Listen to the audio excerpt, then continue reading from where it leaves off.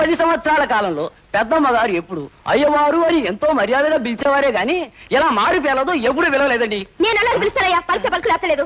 ఏం కొనవాలా? కూర సొరకాయ కూర బెరకాయ పప్పండి.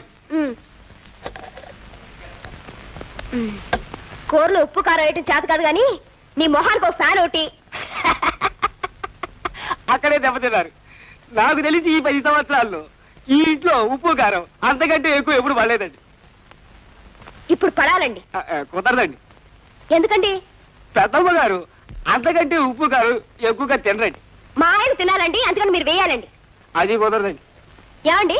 ఈ ఇంట్లో ఏ మార్పు జరగాలన్నా పెద్దమ్మ గారే స్వయంగా చెప్పాలండి. ఇప్పుడు చిన్నమ్మ గారు నేను చెప్తున్నాను, ఇక్కడ నుంచి బీరకాయ వేపుడు పొట్లకాయ వేపుడు మానేసి కాకరకాయ వేపుడు ఉప్పు కారం బాగా దట్టించి ఉండాలి. ఏంటి? ఉప్పు కారం కాకరకాయ, కాకరకాయ ఉప్పు కారం కాకరకాయ. పెద్దమ్మ గారు వచ్చారు.